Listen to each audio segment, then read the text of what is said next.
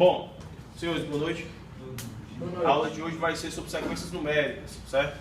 Depois eu vou passar alguns conceitos que a gente vai precisar e nós vamos usar mais para frente. Sequências numéricas. Qualquer sequência, uma sequência numérica é uma sequência de números onde a gente pode deduzir o próximo termo da sequência através dos anteriores. Você olhando para os termos que já existem, você consegue deduzir o próximo, certo? Se você não conseguir deduzir o próximo, então isso não é uma sequência, tá bom? Para ser uma sequência, você tem que ter um padrãozinho. O nosso dever assim vai ser observar esses padrões, certo? Então assim, olhando para cá, 1994, 1998, 2002, 2004, certo? Ah, não, no caso seria 2006, desculpa. Então assim, qual seria o próximo termo da sequência? 2010, ok? 2010, ok? Por quê? Porque eu estou indo de 4 em 4, certo? Então, é isso. O padrão que eu pensei foi os anos de Copa do Mundo, né? Anos que eu assisti Copas do Mundo, assim, tá? E aí, agora aqui, ó. 1, 3, 5, que é o próximo? 7. Por quê? Porque são números ímpares. Aí vamos aqui. 1, 2, 3, 5, 8. Quem é o próximo? 13. Certo? 13. Porque a sequência aqui você soma os dois anteriores, certo? Assim, ó, 1 mais 1, 2, 2 mais 1, 3, 2 mais 3, 5, 3 mais 5, 8, 8 com 5, 13. Essa aqui é a sequência Fibonacci, certo? Mas como é que eu escrevo o padrão como se fosse uma regra, né? Uma regra para saber aqui qual é o padrão do próximo número, não é isso? Então, para eu saber o próximo número dessa sequência, eu vou escrever da seguinte forma, ó. Eu vou fazer assim, AN, quem é? Vou colocar assim, 1994 mais 4, 1994 mais 4, N, ok? Tá bom? Assim? Né? Por quê? Porque se o N for 0, é o termo inicial, concorda? A 0, aí vai dar 1994. Se o N for 1, aí fica 1994 mais 4, que dá quanto? 1998. Se o N for 2, aí fica 2002. Aí assim sucessivamente. Com essa regra eu posso definir qualquer termo dessa sequência. Tá bom? E aí é só na observação a gente consegue definir isso aí. Agora aqui, ó. 1, 3, 5, 7. O próximo é o 9. Depois o 11. Mas como é que eu escrevo isso de uma forma geral? Da seguinte forma, ó. A N é igual a 2N menos 1. Ou 2N mais 1, no caso. Pode ser. A sequência dos números ímpares é 2N mais 1. Por exemplo, se o A for igual a 0, 2 vezes 0, 0. Dá quanto? 1. Se o N for igual a 1, aí fica 2 vezes 1, 2, mais 1, 3. Né? Se o N for igual a 2, 2 vezes 2, 4, 1, 5. Se for 3, 2 vezes 3, 6, 1, 7. É como se eu estivesse somando um número par com 1. Toda vez que eu pego um número par e somo 1, eu caio justamente em um número ímpar. Faz sentido isso, pessoal? Então, esses termos é o que são os interessantes pra gente. Esse aqui da sequência Fibonacci, alguém sabe dizer? Como é que eu faço? A N é igual N mais a N. N mais N menos 1. Né?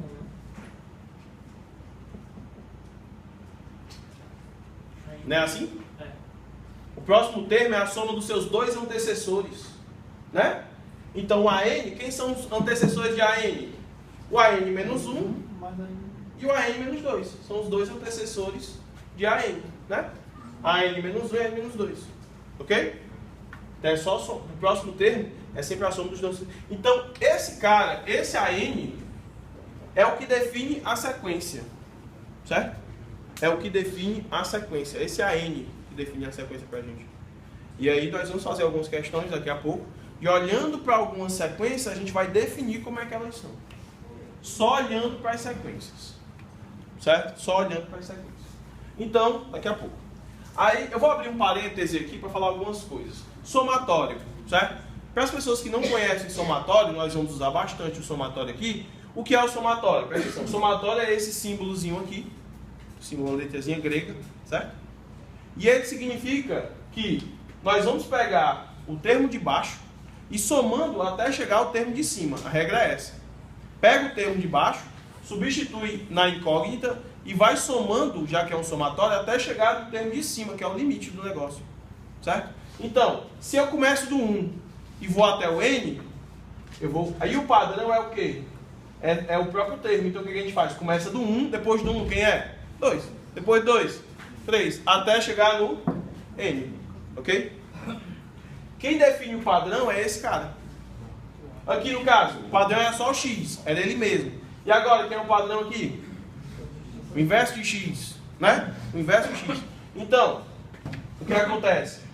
X sobre 1, aliás, x igual a 1 até n. Então começa com 1 sobre 1, depois 1 sobre 2, 1 sobre 3, 1 sobre 4, 1 sobre 5, até 1 sobre n. Ok? Aqui agora, eu quero o quadrado do número. Então vai do 1 até o n. 1 ao quadrado, mais 2 ao quadrado, até n ao quadrado. Quando acontecer um caso desse, assim, mais ou menos até o infinito, aí nós vamos começar a ser um negócio mais elaborado. Também eu vou explicar isso para vocês. Mas isso aqui é só o inicial. E coisas que nós vamos usar durante a matéria, limites no infinito. Capítulozinho, é melhor vocês verem no livro Guidolize, volume 1, as páginas 104 e 105. Guidolize, volume 1, certo? Não precisa pegar o livro todo. Se quiser imprimir só o capítulo, ou só mesmo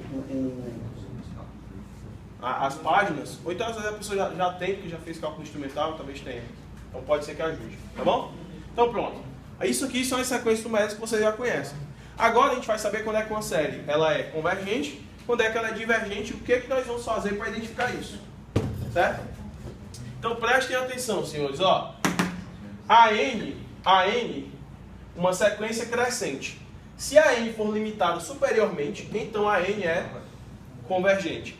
Caso contrário, ou seja, se ela não for limitada superiormente, ela vai ser divergente. Como é que a gente sabe quando ela vai ser limitada superiormente ou não?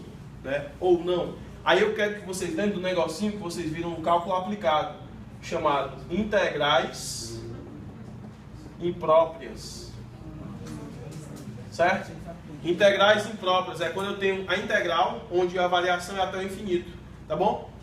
Então o que você vai fazer? Você vai pegar a integral, certo? De 1 até n, tá bom? Aí você vai pegar a sua sequência, que é a n, vamos colocar dx, talvez, certo? A n dx. E aí o que vai acontecer? Você vai fazer o limite dessa integral até o infinito.